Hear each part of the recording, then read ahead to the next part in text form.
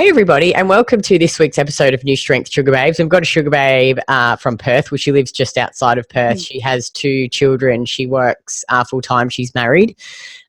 She might move to Brisbane, but probably not. We were just discussing her husband getting a job offer in sunny Queensland. But I'll stop crapping on, and I'll let you tell the viewers. So, Kat, why did you join the program? So what were the issues that you were having prior to Win at Life, and how are they affecting your life?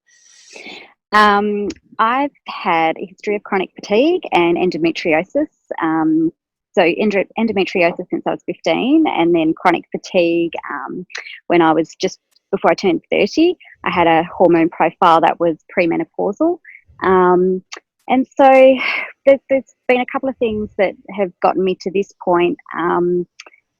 The hormone stuff has kind of really sort of messed my body around in a lot of ways. I've always been into fitness and health and nutrition, and I've done all of the fad diets at one point or another. And at this point now, with everything that's been going on, I think my body's just kind of gone, okay, game over, don't know what to do now, it's just confused.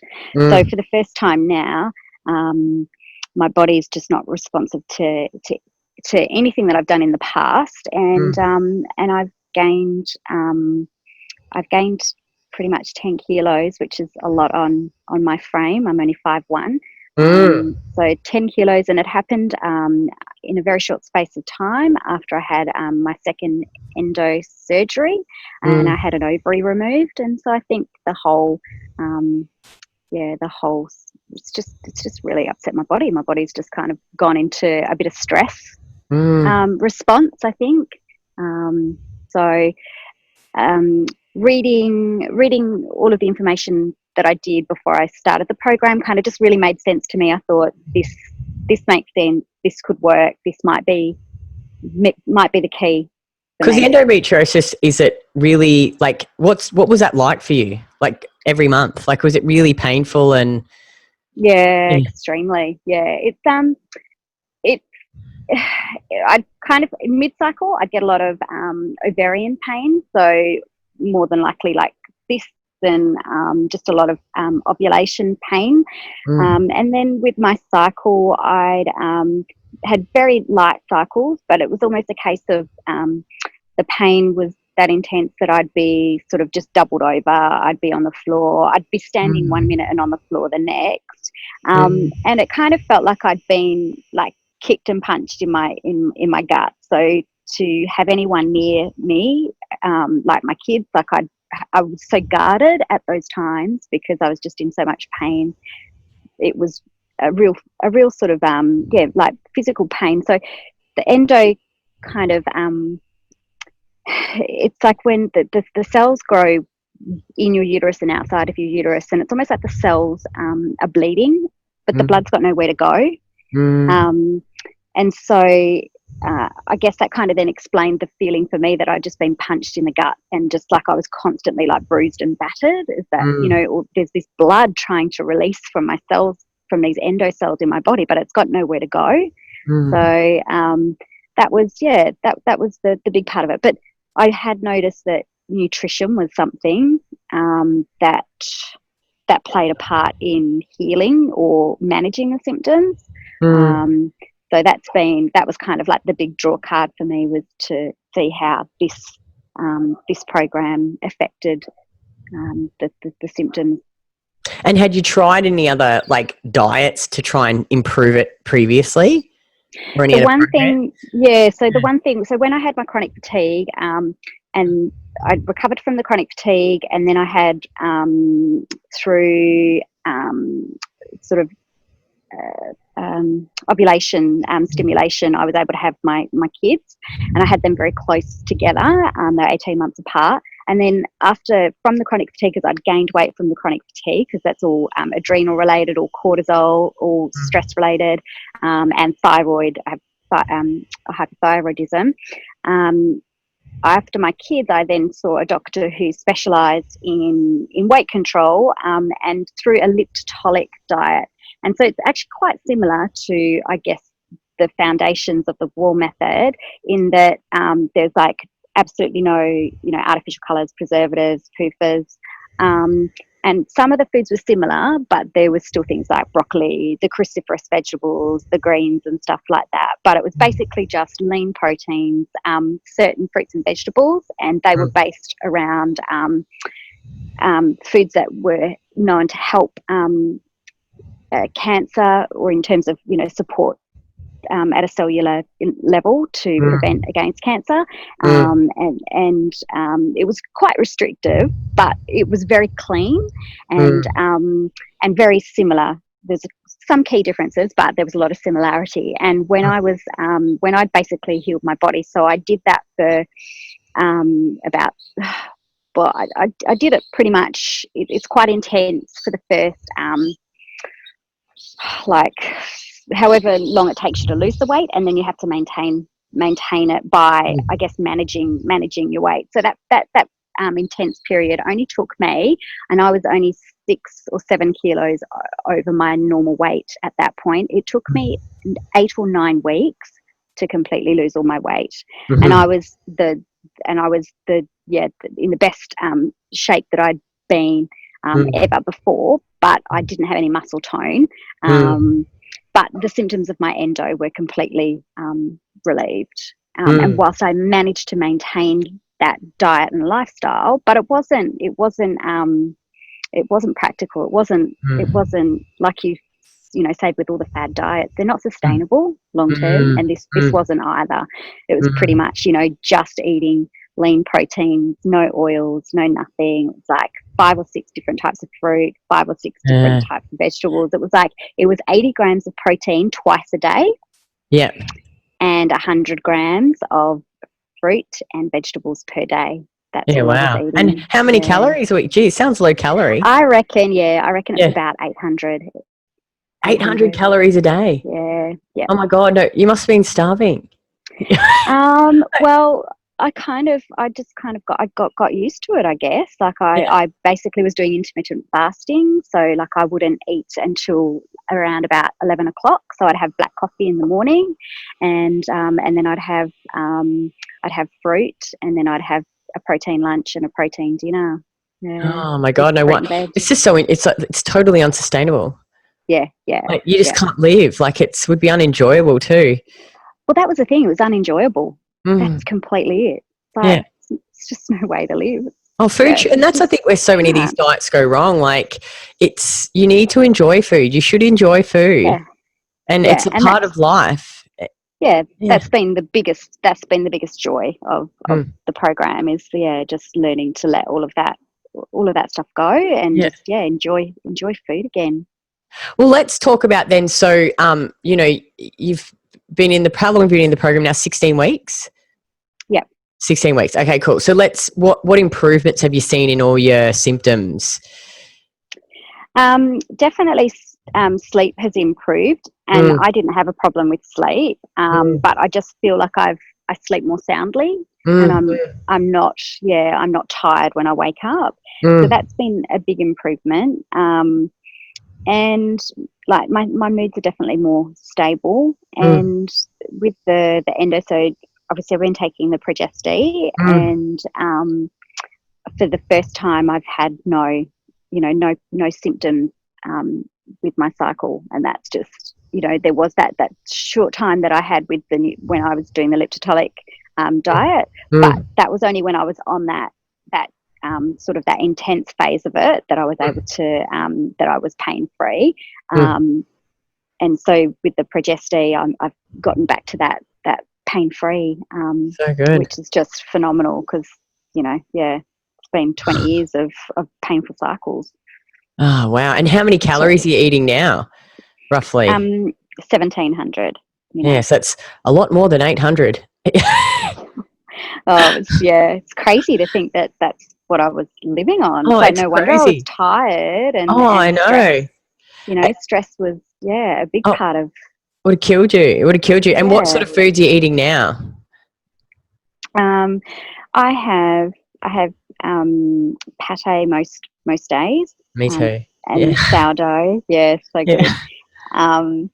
And like things like orange juice and milk and cheese are things that I restricted, for so many years. I would never dream of having orange juice, or never really dream of having, fruit, or definitely not sugar. So yeah, so I'm eating, such a variety of foods that is so enjoyable. It's been amazing. Oh, it's just so nice to eat real food, I think. Not to the thing is too, you just binge it. You just end up binging if you restrict like that. Like, you can never sustain it.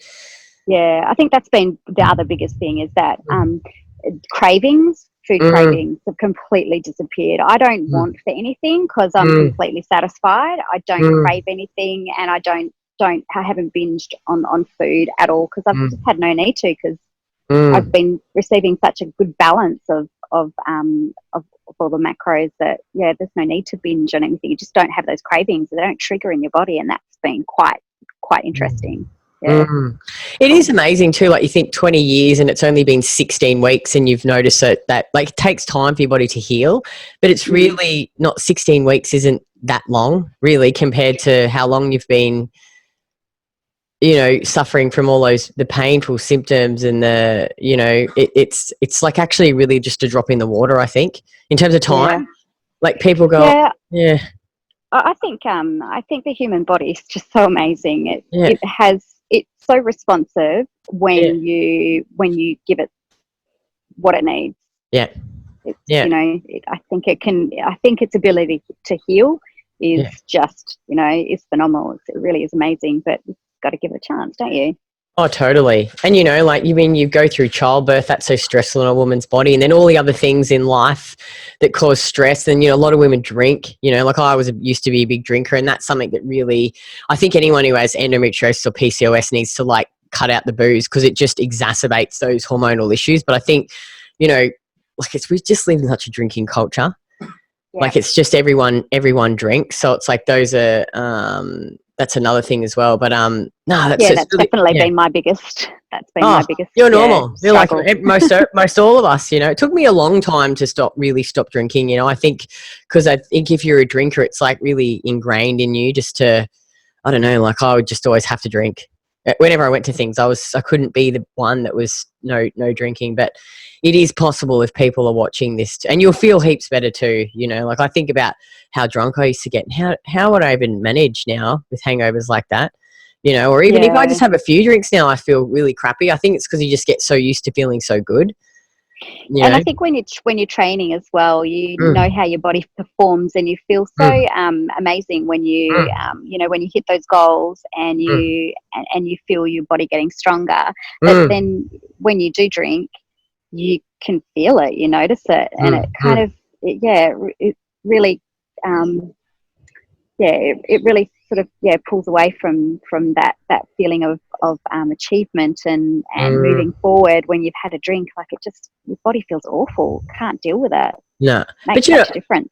And you know what though, I think, like, you're gonna have little slip ups, but I think for me, like, I don't know about you, but other women in the program, it's like, you'll not drink for a while, then you'll have a drink, you're like, oh, okay, now I remember what this feels like, and you'll go off and you won't do it again for a while, and then you'll have another drink. And I think it's like, people, you got to give yourself a bit of grace and remember that you're going to have little slip ups and fallbacks, but they're all just good reminders to teach you, that, and remind you again that you're trying to feel better and that you want to feel better.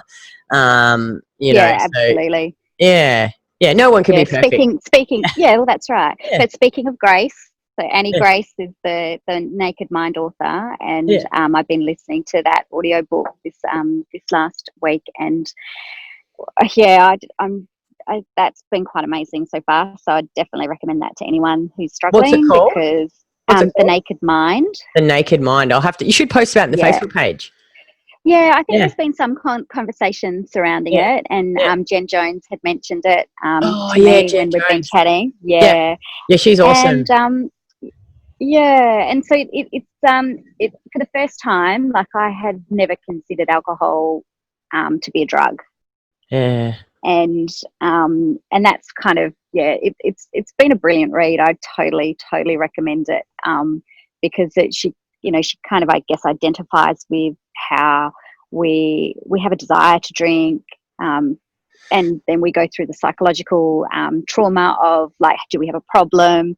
And she just kind of breaks it down and says, no, you're not defective. You don't have a problem. It's a drug. Like your body is responding in the way that it would with cocaine or the way that it would with nicotine. It is actually a drug. So, you know, the constant cycles of hangovers, and it's an amazing read. Just Oh, do you know what? I'm just going to write it down now. I might have to, I'm just going to write it down. The Naked Mind. Who's the author?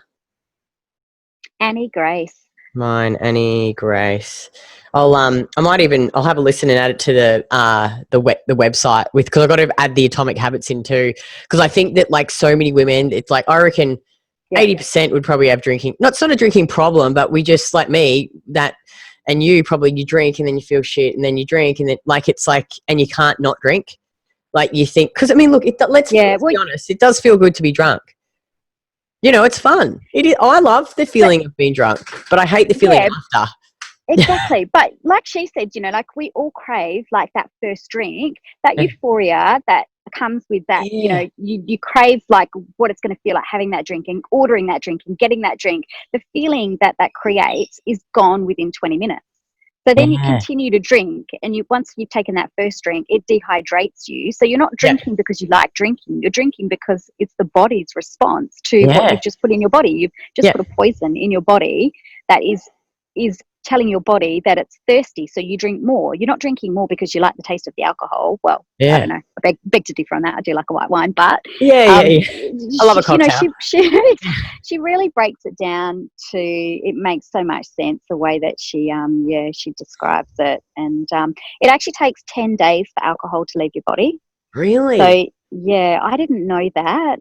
I had no idea. That actually makes sense though. Because you think about I think about the big benders I'd have. Like I actually wouldn't actually feel properly better for like a week.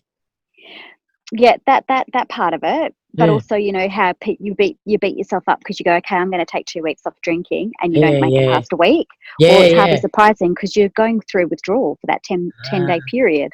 So how doesn't it? Yeah. So that's been quite eye-opening for me. Well, I'm going to read that and then recommend it to the as an ex, you know, booze hound. Who still I'm getting there. Would love to drink it. You know, like I'd still, and I used to take heaps of drugs too. I'd love to go out and get some cocaine and just get high. Like I love to, you know, it's like that push the boundaries, escape. You know, it makes you feel good. But obviously, I wouldn't do it anymore. But you know, it doesn't mean I don't still want to do it. But I just don't want to be that person, and I don't want to wake up feeling like shit, and I don't want to have the come down. And you know, like it's just, I don't want to do it anymore. I think, and people, I think when you know, to be able to get to a point like you have, to know that you feel better without it is that turning point for people. And I think it's hard for people to get to that point because up until this point, I didn't understand that, well, it takes 10 days for it to leave my body. So that's now giving me incentive to make sure I, you know, stay away from it longer than, you know, because I've just gone, okay, well, I'm training hard, I'm doing my nutrition, but every other, you know, week or whatever, I'll have a drink. I didn't realize how much impact it was having on my results. Yeah. Me thinking, oh, well, it's only like, you know, every, you know, once a week or whatever. Yeah. But it's perpetuating the cycle. Yeah. Which is feeding the addiction, which is in turn having the physical effects on my body. It's like it all, Do you know what I reckon? You've got to, like for me, I had to go, like the longest period I went was 7 months because I was like, and I think once you fully break it and then you go back and you drink again and you're like, oh, I feel so shit. You're like, this is not worth it. It's just not worth it anymore. But I'd not say I won't, because like when we were at the wedding, I had a couple of glasses of champagne at my friend's wedding, but I very rarely will, and it's sporadic, you know, like it might be once every 3 months.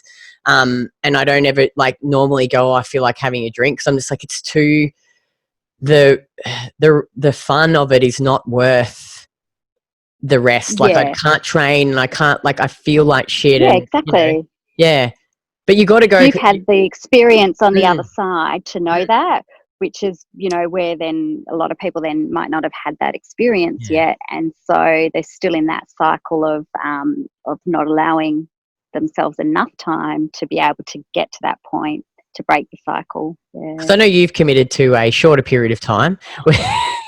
with me, but I think you should commit to 12 weeks, and you should do 12 weeks and fully commit to your training and nutrition. Then you'll turn around and go, Kitty, I don't want to, I don't want to drink. But you know what? I think there's actually something in that. You know, we said 12 weeks, but that to me just seems like, oh my God, that's just it's too far away. That's too far away. Like, how am I gonna? There's like a fear of, oh my God, I don't know if I can do that. I can't do that. Whereas then when you said to me, you know, 2 weeks, you're going to do 2 weeks. Yeah. And I was like, okay, I can do 2 weeks. And then we'll reassess at the end of 2 weeks. Exactly. So for me, that's kind of like a more achievable time frame. So, you know, yeah. And I'm hoping that when you get to the 2 weeks, you'll go, oh yeah, good one. You know, like I'm feeling really good. And you'll go, let's do another 2 weeks. And then you'll be a month, and then we'll go 2 more weeks. So yeah, I know you can do it. I know you will. Thank you. You'll definitely get to 2 weeks. And then from there, I reckon it'll get easier. Because you'll see your body change too, and you'll be like, yeah, fuck yeah, you know, I'm feeling good. But you know what? Like, don't beat yourself up. Like, you've been drinking for 20 years or however long you've been drinking. It's like, it's a process. Yeah. You know, I think as long as you keep committing to doing it. And 30 years, each time you get a little bit better and you last a little bit longer without alcohol and you continue to keep trying, eventually you get there. Like me, it took me 4 years, I reckon, to get to here. Yeah. It's not easy. And that's why I reckon that book is such an amazing read, because it's given me so much insight into the addiction part of it that I didn't realise. It's amazing. Well, there you go, viewers. You've got some extra tips in this episode. Go and read that book if you're a drinker, because I think so many of us are. But now, Kat, for women that are watching this, if there's a few objections that we get, or concerns that women have when wanting to join the program, and you probably had all of these because they're pretty common. One was a time. So they're worried that they don't, you know, that most of the women in our program are around, you know, they're in their 40s, they've got kids, they work full time. They don't think they have time to do this program. What would you say to that? You haven't got time not to, really. It's a matter of priorities, really. And yes, it is time consuming, but it's worth every moment of it. I wouldn't hesitate. Like, it's been life changing, just in the knowledge that I've gained and in how much better I feel. And I think in the mindset, you know, my mindset's really beginning to change, and you know, like it's an investment in self. You know, and you're worth it. And what about some women are worried that they won't be able to do it online? You know, obviously we've got women all over the world in our program, and no one actually comes and physically touches us, except if they come to the events twice a year. If a woman's worried about doing it online and that she doesn't think she can do it, what would you say to that? What advice would you give her? That's, I guess, what I've been so impressed about is the amount of support, like the resources and the support. There's always somebody to answer a question. I did wonder and did worry if I would stick to it, and if I would have the resources that I needed. But it's blown me away. Like, you guys are just amazing. Everyone's amazing, and it's been the most supportive community. And you know, just in case if you have any questions, just ask, and it's, you know, there's always somebody there with an answer. So it's been amazing. And the last one is money. So women, I mean, has it been worth the money that you invested? Yeah, absolutely. Yeah. Absolutely. I that was a concern for me, but I think if there comes a point where you've just got to prioritize, you know, and health is just so important. You know, it's just you can't really put a price on it. And finally, if a woman was sitting on the fence and she was skeptical about doing the program, what advice would you give her? What have you got to lose? There's only so much to gain. Like, it's try it, and if it doesn't, you know, you've tried it, and if it doesn't work, then you know you've tried it. But I can't see that anybody would find themselves in that place. Oh, that's awesome. Just do it.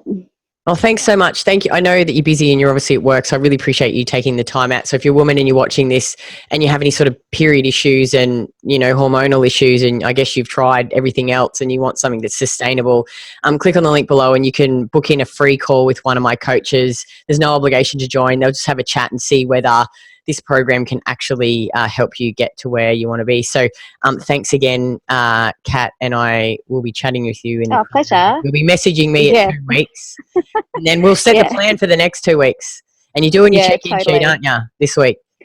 Totally am. Yeah, good work. All over it. No more looking. Every week, I want to see it in there. Yeah, I know you'll be checking. That's right. I'll be asking the girls. I'll be like, "Is it a sheet? Is she doing a sheet? Is she not been drinking?" Yes, Kitty. Whatever you say, Kitty. Don't you just love me when you message me? I'm like I'm just so like straight to the point. Yeah. No, but that's what. Yeah. No, that's what people need to hear. Just like get on with it. Just get on with it. Do it. Do you know what though? Like, trust me, I've tried to still think piss every weekend and feel good and look good, and you can't. Like, there's no way around it. You can't get like, I only look like this now because I train consistently, don't drink anymore, eat consistently. I tried to do it and get pissed, and I would just not eat. Like, I would just starve myself, and I felt like shit. You know, you can't get around it. It's not worth it. You got to face the music.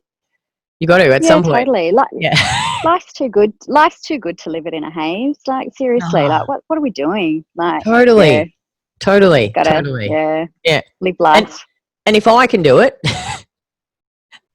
you know, anyone can do it. But anyway, I'll let you go so you can go back to work, and I'll talk to you soon. All right. Okay. Thanks. Bye.